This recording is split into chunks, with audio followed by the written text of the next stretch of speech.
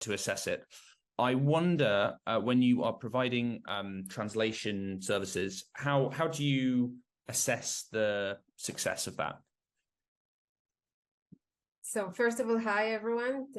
Thanks for inviting me, Adam. So assessing the success of translation is, a very challenging task, I would say. It's also very subjective. So I have to say that we rely on our clients and customers to help us and provide us with feedback from the market, from their users. We are talking here about the voice of the users.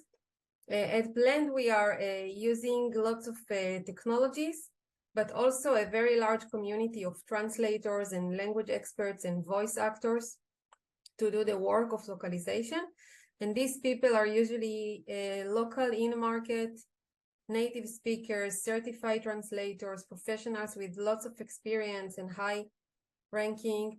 And we make sure to use the best talent that is available and out there to do the job. And we are also all the time QAing and sending samples for QA and for second linguist review and editing. So we make sure that not one professional is going through the content, but even two.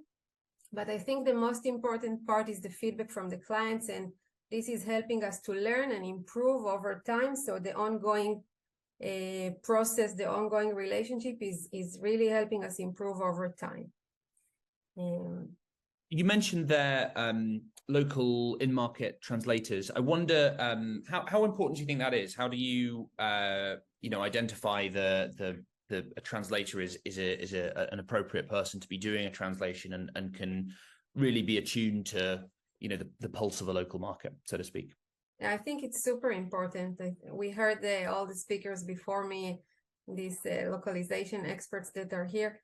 It's very, very important to make sure that the content is as native as possible, with all the cultural nuances and the small little style issues and everything should feel as native as possible, even though Rieko said some people prefer to keep some words in English to feel native, but I think it's very, very important that if you are entering a new market, the people that are helping you speak or become native are from the market and familiar with all the language, even phrases and humor sometime, and you need to have all this in your content. So it's I believe it's important. We at Blend, we work with usually people that live in market. After COVID, people work remotely and they travel, but these people are from the country that we are targeting for our clients.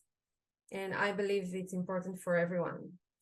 Thanks very much. Final question then, and just to let you know, I've moved the slide to some of Blend's fantastic localization content. So do scan those QR codes and check out the content there. But final question for Hila, and then we're going to broaden it to the whole panel. So obviously, whenever a client uses an LSP, they're putting a huge amount of trust into you, and I guess the reason that they are is because often the reason they're doing it is because if you're translating into whatever it is, Japanese, they might not have somebody who speaks Japanese to verify that the translation is great. How do you what do you recommend that clients do to feel like they can put their trust in an LSP and be confident of the quality of the translation they're getting? Right. So many times the clients that work with us, they usually, if they enter a market, they will have some people on the ground, which is very, very helpful, to verify and make sure they can review some of the content. It's not their job to review translations or do proofreading, but it's helpful to have people in market to help, assess the accuracy of translation. But if they don't have anyone on ground, I think it's important to work with a vendor or vendors that have the trust that you can put in them and also the right talent.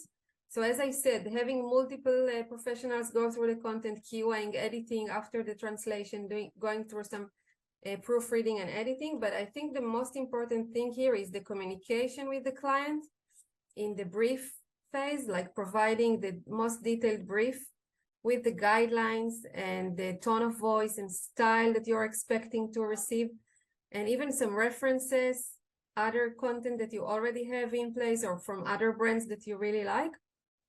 So the more detailed the brief will be.